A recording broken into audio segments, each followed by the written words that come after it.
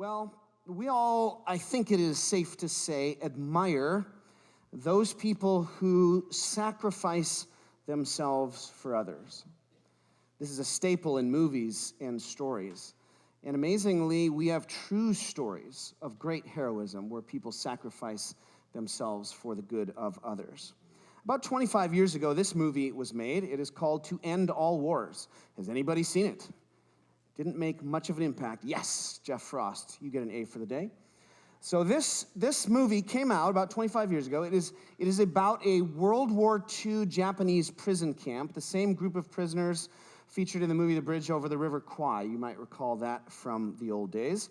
And this movie is based on a book by the same name, the account of a survivor who made it through those camps. And the story in this book and in this movie is remarkable. The Allied soldiers that got put into these Japanese prisoner of war camps were treated absolutely horribly.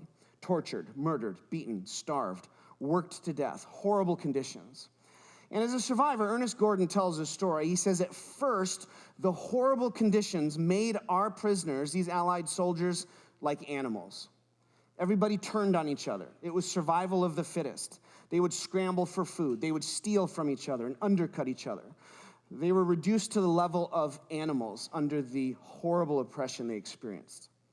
But then, something began to change. There were a few key examples of prisoners who, instead of acting selfishly, acted selflessly and devoted their lives to others and gave their lives for others. Actually, Ernest Gordon himself only survived a time in the death house when two Christian prisoners who were strangers to him came and tended him and brought him back to health. Let me read you a section from this describing one of these key examples that shifted ultimately the behavior of everybody in the camp. He's describing a day when they have come back after working on the railroad. He writes, the day's work had ended, the tools were being counted as usual. As the party was about to be dismissed, the Japanese guard shouted that a shovel was missing. He insisted that someone had stolen it to sell to the ties.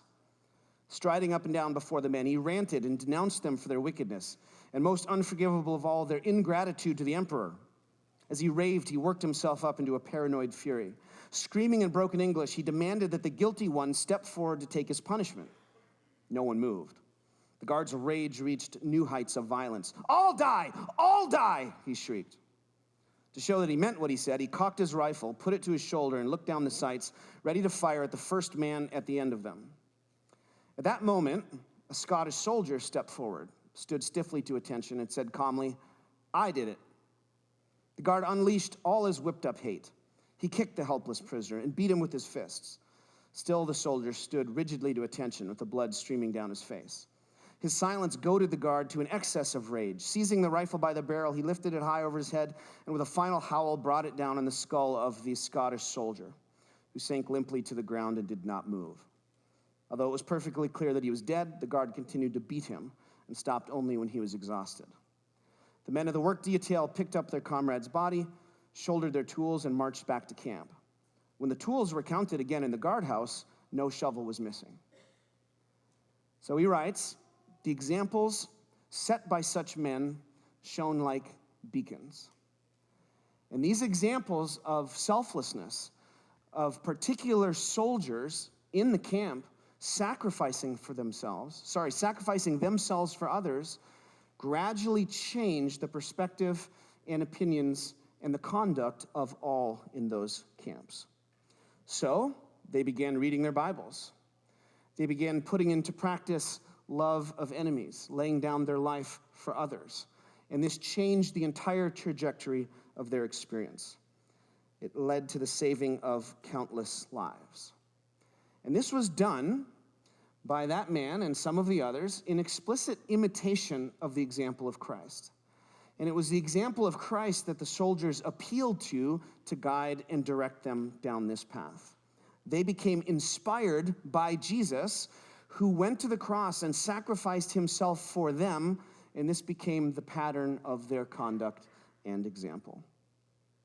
Well, today it's going to feel a little bit like we're rolling back about 6 weeks back to Easter, because today we hit John chapter 18, which is Jesus in the Garden of Gethsemane. And we are starting the whole story in the Gospel of John of Jesus' trial, crucifixion, death, and on to resurrection. But here in this story, as this process begins that will lead to Jesus' death, we see Jesus making the first key decisions to sacrifice himself for the sake of his friends here. So here's a clear example of Jesus' heroic sacrifice that has inspired all of us down through the years, including these men who so nobly gave of themselves for their comrades. Well, our passage here is John 18, 1-14, as Jesus allows himself to be handed over to the prison guards that are going to treat him so horribly. And we will see this passage, this story, in 3 parts this morning. So let's look at it. If you have an outline, there's a paper copy in the bulletin you would have gotten. Otherwise, you can find a digital copy in our church mobile app. Here's part 1, calling this Setting the Trap. Here's John 18:1. When he finished praying, Jesus left with his disciples. So they were praying in the upper room. Remember, we just finished chapters of teaching from Jesus, preparing them for this. When he'd finished praying, Jesus left with the disciples and crossed the Kidron Valley. On the other side, there was a garden, and he and his disciples went into it. So on the east side of the city of Jerusalem, there's a valley between the city of David and the temple and the Temple Mount. And so down there in this valley, apparently, is this garden. Here's what it looks like today. The name Gethsemane means olive press. So the implication is that this was an olive grove, an olive orchard. These trees are about 1,000 years old, so they don't go all the way back to Jesus. But it seems that there was this garden here right outside the walls of Jerusalem. Now, Luke's comments here, look at this, 22, verse 39. Jesus went out as usual to the Mount of Olives. So we see that this was Jesus' practice when he was in Jerusalem, to leave the city and to go to the Mount of Olives, probably here. Look at verse 2 of our passage. We sort of see this confirmed by what John says here along with Luke. Now, Judas, who betrayed him, knew the place because Jesus had often met there with his disciples. So probably what's going on is Jesus and the disciples are camping here, okay? So this is Passover season in Jerusalem, and during Passover, godly Jews are supposed to come and spend the night and to stay within the confines of the city. And so the population of Jerusalem absolutely explodes this time of year, so there are probably people camping everywhere. And so in this garden, in this orchard, in this olive grove is probably Jesus' campsite, his home base, where he stays with his disciples when he comes and does this. So this special spot we see was known to Judas. And notice Jesus knows what's going to happen tonight. We have seen this already back in chapter 13 where Jesus told Judas, what you're about to do, go and do quickly. So Jesus is aware of what is going to happen. He's aware that Judas knows where he's going to be staying, and yet notice Jesus goes and chooses to not adjust his schedule, but to go to what he typically does, even though knowing that Judas knows exactly what that's going to be. So that raises a key thematic point for us to observe in the Gospel of John. And one thing you'll notice is the Gospel writers act as editors. These are not video camera recordings, precisely. Rather, they are interpreted histories of what Jesus did. And so the Gospel writers act often as editors, pulling what they choose to emphasize and include out of a larger body of what happens. So think of all the complex events involved in the night of Jesus' betrayal, arrest, and all of this. Think of all of these complex events. Well, no particular Gospel writer would probably be able to include absolutely everything that ever happened. So each writer of the Gospel is picking and choosing which pieces to include and leave others out according to what they wish to emphasize.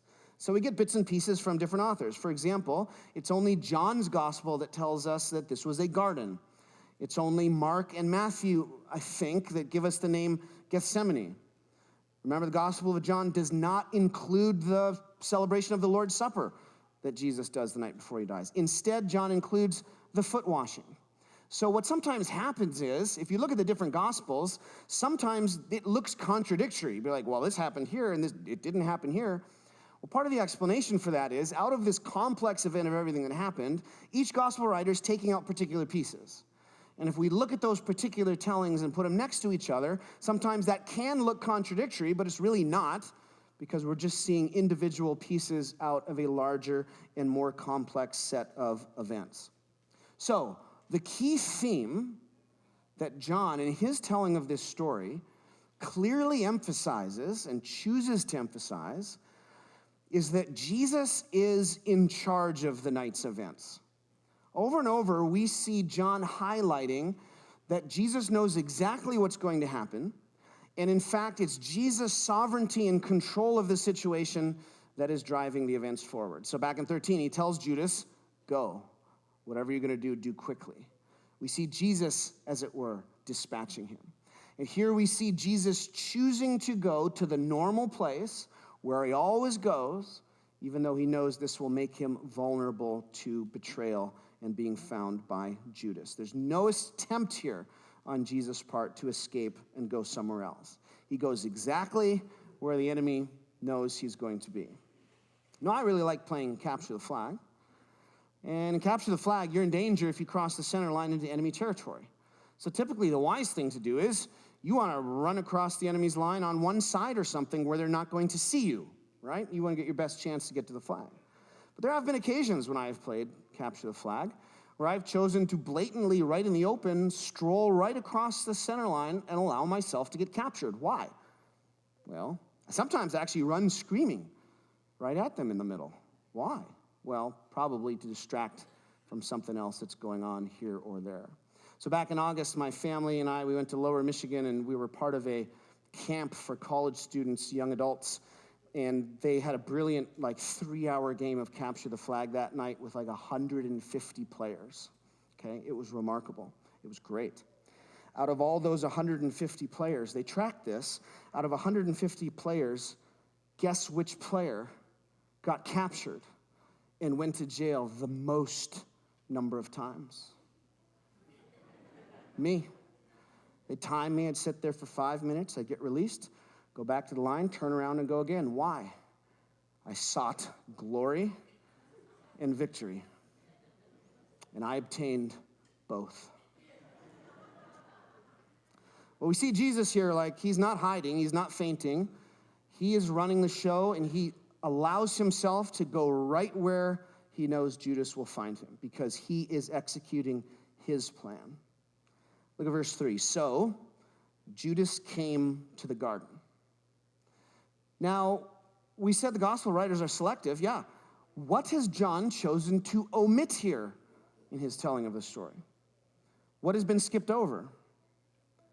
Well, do you remember those long hours of agony and prayer that Jesus has in the Garden of Gethsemane that we read about in the other Gospels? John skips it completely.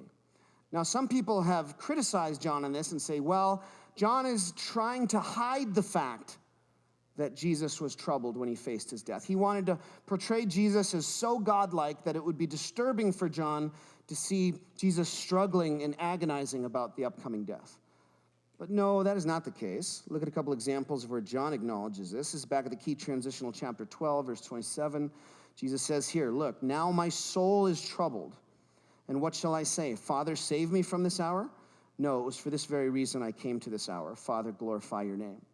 And then the Last Supper in chapter 13, he said similarly, after he'd said this, Jesus was troubled in spirit and testified, very truly I tell you, one of you is going to betray me. Now it is true, by leaving out the story of Jesus' torment in the Garden of Gethsemane, John is emphasizing Jesus' control, his confidence, his certainty as he moves forward. But these other passages that we have from John shows us John is not hiding the fact that this is a struggle for Jesus. His soul is severely troubled, it says.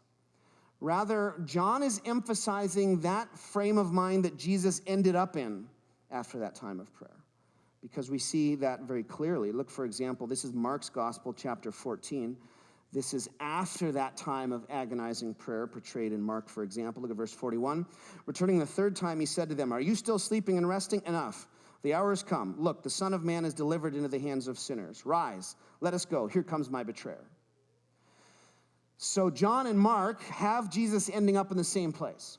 John, just for his own purposes, has chosen to leave it out to emphasize all the more this picture of Jesus' sovereignty. But he showed us Jesus agonizing about this elsewhere. Verse 3 again. So Judas came to the garden, guiding a detachment of soldiers and some officials from the chief priests and the Pharisees. They were carrying torches, lanterns, and weapons. Well, here's part 2 then, Jesus' acceptance of sacrifice. Verse 4, Jesus, knowing all that was going to happen to him, went out and asked them, "Who is it you want?" There we see that emphasis again. Notice Jesus takes the initiative. He goes out and he accosts the crowd in this telling of the story. "Who is it you want?" "Jesus of Nazareth," they replied. "I am he," Jesus said. And Judas the traitor was standing there with him. When Jesus said, "I am he," they drew back and fell to the ground. Okay, that is a poignant scene. Only John gives us this telling of it. Jesus boldly steps forward, inquires who they're after, and then declares, "Yep, that's me." Now, they were certainly not expecting whoever this guy is who's stepping forward to be Jesus. Because any sane Jesus would be scurrying off in the bushes running away, they would think. So it's apparently surprising and shocking to them that Jesus is there. And something must have gone on there as Jesus says this, "I am he." They drew back and fell to the ground.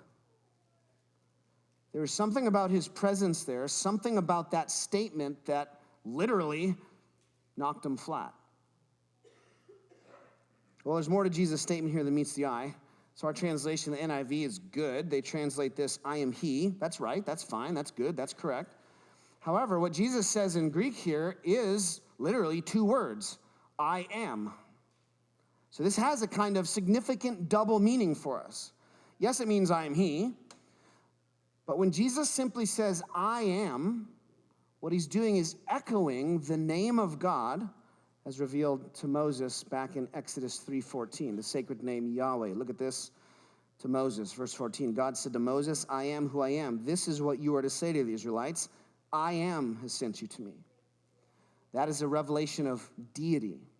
And we have seen this phrase, "I am," on Jesus' lips previously in the Gospel of John to show Jesus' divinity, to show his mysterious inclusion within the one God of Israel. So, for example, look here, John 8:58, the clearest example. Jesus says, "Very truly I tell you," Jesus answered, "before Abraham was born," same words, "I am." You can see they picked up on what was going on, 59. At this, they picked up stones to stone him. But Jesus hid himself. So here come these soldiers to the garden, tough soldiers, torches, weapons, maybe Roman soldiers, at least temple guards, tough. They're looking for this guy. In the dark, someone asks who they're looking for. "Jesus of Nazareth," they say. "I am he. I am." And something perhaps about him taking the name of God upon himself either surprises them, shocks them, or this is some manifestation of some kind of power of Jesus that knocks them flat. Kind of thinking of the idea of a special area of effect attack in a video game. Enemies are closing around, you click the right button, ring of power goes out, knocks everybody away. Jesus is a pretty high-level character. His skills are maxed out. And we see something going on here beyond just normal human capabilities in Jesus' revelation of himself. Look at verse 7. Again, he asked them, "Who is it you want?" Second time Jesus asked this. So again, John's presentation is it's Jesus who's in charge of this. "Jesus of Nazareth," they said. Jesus answered, "I told you that I am he. If you are looking for me, then let these men go." Okay, now we understand what Jesus is doing. Now we understand why Jesus has asked them twice, "Who are you looking for?" He has made them say out loud that they are looking for him. So he says, "Okay, you got me. Now let these guys go." So what we see Jesus doing here is drawing the attention to himself, putting himself forward, and seeking to arrange the release of his companions. And so John says, verse 9, "This happened so that the words he had spoken would be fulfilled. I have not lost one of those you gave me. So as that unnamed soldier said, yeah, I stole the shovel, even though no one had stolen a shovel, and drew the attention and the violence upon himself, so Jesus puts himself forward to draw the ire of these guards to secure the release of his followers. Jesus had said this is back in chapter 17, verse 12. Jesus in his prayer said, while I was with them, I protected them and kept them safe by that name you gave me. None has been lost except the one doomed to destruction, so the scripture would be fulfilled. And we see Jesus acting here to save those 11. But not everybody exactly gets what's going on. So verse 10, then Simon Peter, who had a sword, drew it and struck the high priest's servant, cutting off his right ear. The servant's name was Malchus. Well, we have Malchus over here today. Here's the servant of the high priest, a tough-looking guy. So we can admire Peter at one level, because on one hand, he's willing to try to save Jesus. On the other hand, he's clearly completely out of step with what Jesus wants. And this was a little mysterious to me when I was a kid. It's like, why did he cut off his ear? Why did he cut off his ear? Was he trying to cut off his ear? Surely not. What was he probably trying to cut off? He was surely trying to cut off his head, all right? So Peter's probably aiming for the neck here. This guy twitches or dodges or something and nails him right in the ear. Well, Jesus' response is immediate. He says, put away that sword. Peter totally misunderstands. Violence is not the solution to this. Jesus is giving himself into the hands of violence in this instance to work the redemption of all people. Now, John gives us some details here that no other gospel writer gives. First of all, John is the only gospel that tells us this was actually Peter who did this. In the other gospels, we just hear that one of the disciples did this. Well, why is this? Well, sometimes names were held in the telling of some of these stories to preserve the anonymity and the safety of the individual. So it's very possible that Peter's name was kept out of this in the earlier gospels because that could potentially lay the groundwork for Peter getting arrested or getting in some kind of trouble. John is the last gospel written. Peter's long dead. Now it doesn't matter. John includes it. Another detail that only John gives us here is the guy's name, Malchus. Well, that's interesting. Why do we need the guy's name? How does John know this? Well, interestingly, later in the chapter, we see that there is some kind of personal connection between the Apostle John and the high priest, Caiaphas. Look what it says later in the chapter. Verse 15, Simon Peter and another disciple, that's who? Probably John, were following Jesus. This is after he's been arrested. Because this disciple was known to the high priest, he went with Jesus into the high priest's courtyard. But Peter had to wait outside at the door. The other disciple, who was known to the high priest, came back, spoke to the servant girl on duty there, and brought Peter in. And John says this was a servant of the high priest. So John apparently has a special interest in this guy because John has some kind of personal knowledge and connection with the household of the high priest. Now, this has sometimes been used as evidence against authentic authorship for the Apostle John for the gospel, because it is said John is just a poor fisherman from way up north in Galilee. It's very unlikely that he would have any personal connection with this elite person down in Jerusalem, the high priest of the whole nation. Surely this can't be the Apostle John.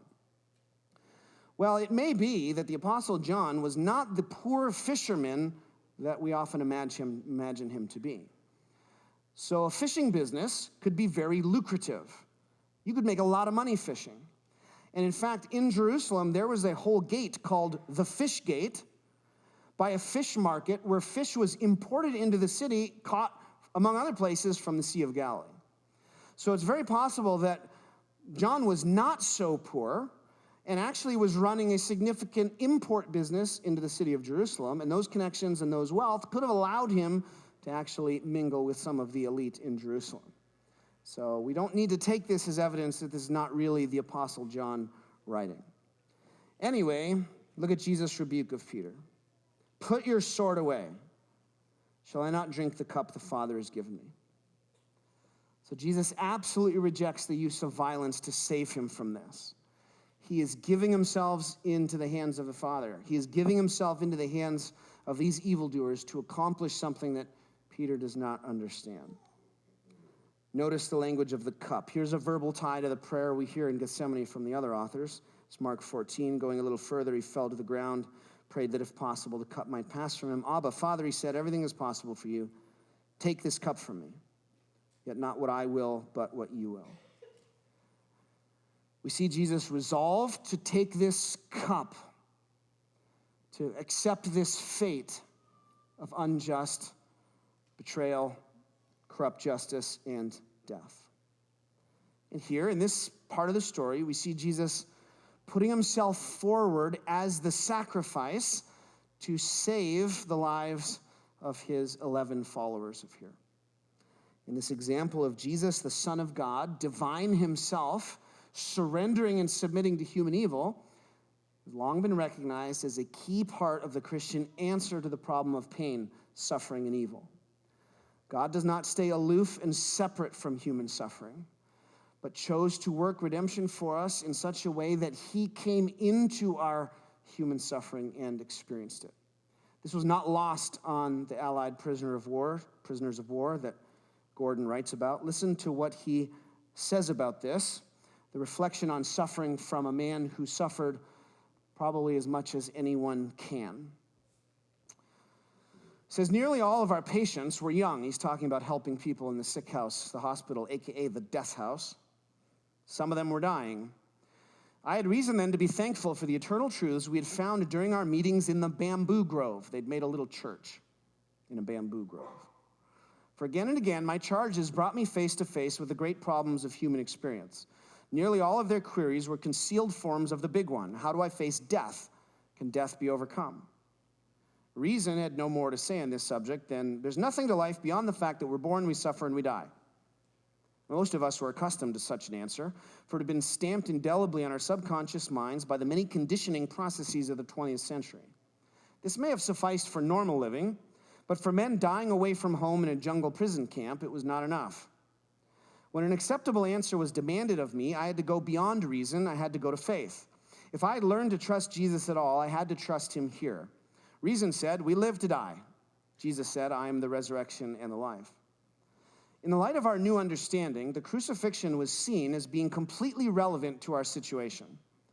A God who remained indifferent to the suffering of his creatures was not a God whom we could accept. The crucifixion, however, told us that God was in our midst, suffering with us. We did not know the full answer to the mystery of suffering, but we could see that so much of it was caused by man's inhumanity to man, by selfishness, by greed, and by all the forces of death that we readily support in the normal course of life. The cry of the innocent child, the agony I'd seen in the eyes of a Chinese mother as she carried her dead baby, the suffering caused by earthquakes, fires, or floods, we could not explain, but we could see that God was not indifferent to such pain. And so to those who suffered as much as anyone can, Jesus' sacrifice, his embrace of suffering on our behalf, spoke volumes. And this is a key, beautiful part of the Christian wrestling with all of the kinds of suffering, hardship, evil, and struggle that we face. Well, this is what happens. Part 3, the wheel begins to turn. The great mechanism that is going to end up with Jesus dying on the cross. Verse 12. Then the detachment of soldiers with its commander and the Jewish officials arrested Jesus. They bound him and brought him first to Annas, who was the father-in-law of Caiaphas, the high priest that year. Caiaphas was the one who had advised the Jewish leaders that it would be good if one man died for the people. So here we see Jesus brought forth before the Jewish authorities to begin the process of his trial. Now, the high priest in Jerusalem of those years was named Joseph Caiaphas. He reigned as high priest for 18 years, from the year 18 to 36. Now, only John's gospel mentions that before Jesus was brought to Caiaphas, he was brought to this other figure called Annas. This was the father-in-law of Caiaphas. Now, Annas had also been high priest from the years 6 to 15. But the Romans had deposed him and removed him from power. And yet it's clear that he remained behind the scenes as a powerful influencer. 5 of his sons later went on to become high priests, and his son-in-law here. And because in the Jewish thinking, a high priest was supposed to serve for life, even though the Romans deposed him, in the minds of many, he would still be carrying the real authority as the true high priest. So John tells us that first Jesus is brought before Annas as a kind of preliminary hearing before he is sent to Annas' son-in-law, the official high priest. Now, interesting, if you go to Jerusalem today, you can go into the museum and see this. This is an ossuary, a bone box. It was found from the 1st century, a fancy burial box for bones with the name Joseph Caiaphas on it. Odds are decent. This is the bone box of the high priest Caiaphas, which has been found, the one who sat in judgment on Jesus. Well, to end this section, John gives us one reminder about this Caiaphas. Look at verse 14 again. Caiaphas was the one who had advised the Jewish leaders it would be good if one man died for the people. Okay, this is something John has recorded for us previously, back in chapter 11. Here we get a report, an insider report of the discussion among some of the Jewish leaders as they're conspiring against Jesus. Look at this. This is chapter 11. What are we accomplishing? They asked. Here is this man performing many signs. If we let him go on like this, everyone will believe in him, and then the Romans will come and take away both our temple and our nation. Then one of them, named Caiaphas, who was high priest that year, spoke up. You know nothing at all. You do not realize that it is better for you that one man die for the people than the whole nation perish. And now John gives us an interpretation and an explanation.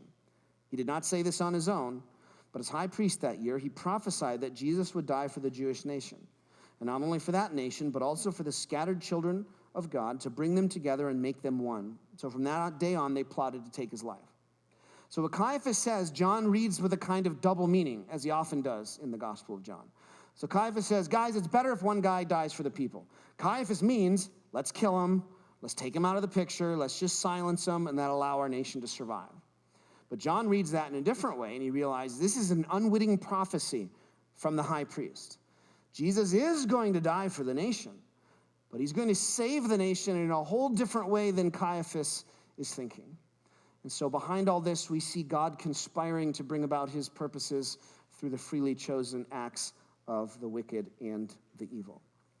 And so Jesus here throws himself onto the great wheel, this great machine of injustice that is going to drive forward and end up crushing him. Yet that will not be the end. It'll be the accomplishment of his mission and then the resurrection and the defeat of death. Well, bottom line for us as we listen in on this beginning, as Jesus offers himself up and begins this process of sacrifice on our behalf, let's put it this way. Live for Jesus who died for you. Live for Jesus who died for you. What is poignantly portrayed in the Passion of Jesus is his death for us. This is to provoke our faith, our allegiance, our love, our loyalty, and our commitment to follow Jesus faithfully as the one who gave himself for us. So 2 suggestions. First, by recognizing his sacrifice in your place. It begins here in the garden. He doesn't hide. He doesn't run away. He goes right where Judas knows he's going to be. When he sees him coming, he takes control of the situation and goes and accosts the crowd. So this is Jesus giving himself for us.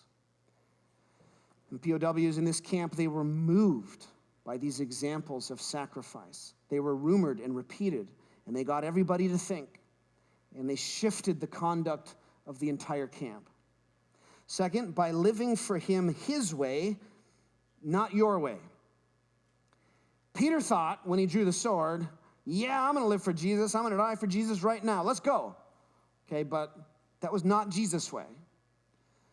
So if we are going to live for Jesus, if we're going to follow him, we've got to listen to his teaching and watch his example and model those things, not whatever version of it we'd more happily adopt. Okay? So we must study Jesus, listen to him, and imitate those aspects of his life.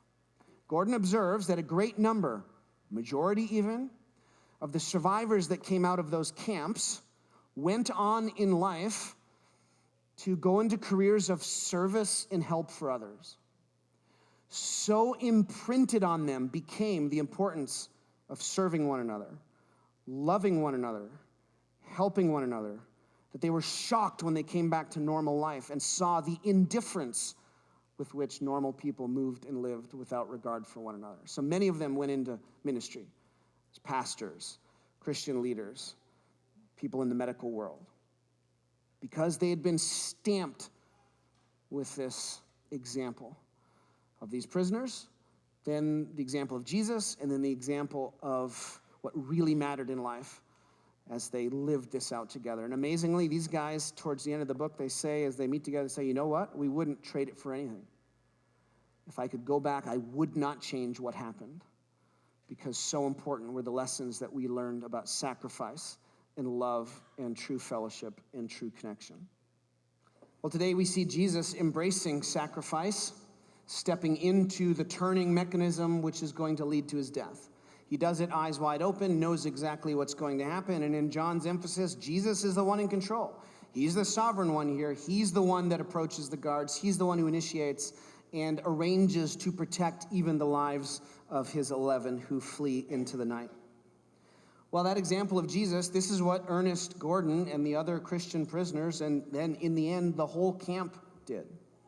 They learned to imitate the example of Jesus, to love others and to serve, and they were radically transformed. Instead of the prisoners hoarding food and stealing from one another, they gathered food and gave it to others and supported others. When the camp was liberated, when the soldiers came in and saw the atrocities that had been taking place, they wanted to kill all the guards. And yet it was the prisoners themselves who stepped forward and pleaded for mercy and saved the lives of their guards.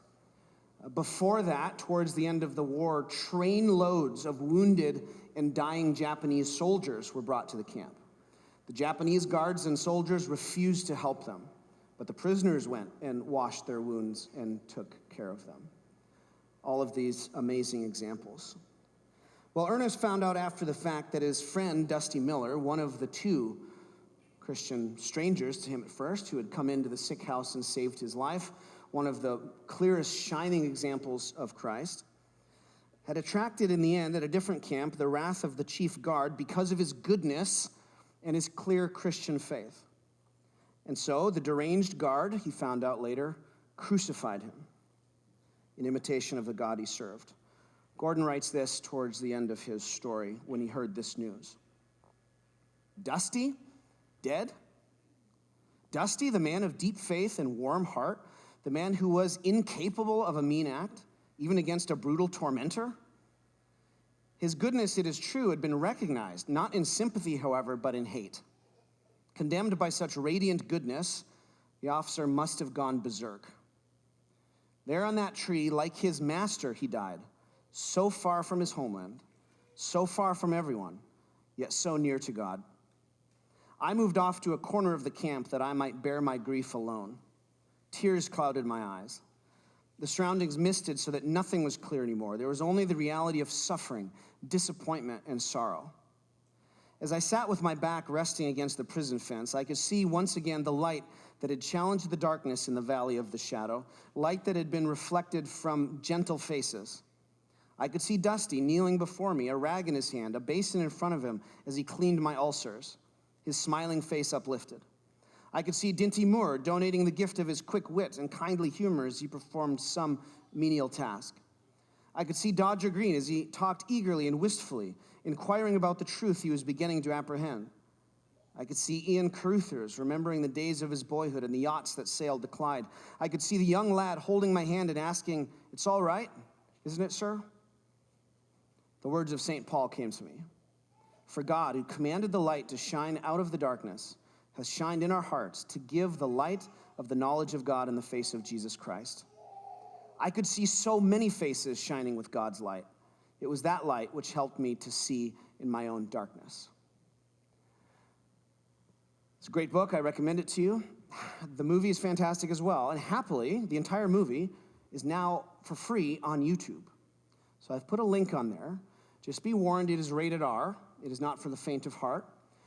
Though one of the producers of this movie came and spoke to a group I was in one day, and he said, we showed this movie to a group of the survivors from that camp. And he said, that was good, but it wasn't nearly violent enough. The reality was far worse, they said, than what the movie shows. But it's a fantastic Christian movie that is unfortunately largely unknown, so go watch it. That is your homework assignment. And the more important homework assignment is let us imitate that kind of conduct, that kind of selflessness, goodness, and godliness that these men displayed, inspired by the example of Christ. Well, if you have anything going on in your life, good, bad, or ugly, where you could use some prayer, we'll have some members of our prayer team here over by the piano. They would love to stay with you and pray after the service, so please come and take advantage of that. Otherwise, go out into the world in peace and have courage. Hold on to what is good. Repay no one evil for evil. Strengthen the faint-hearted, support the weak, help the afflicted, honor everyone. Love and serve the Lord, rejoicing in the power of the Holy Spirit. And may the blessing of God Almighty, the Father, the Son, and the Holy Spirit be among you and remain with you always. Amen.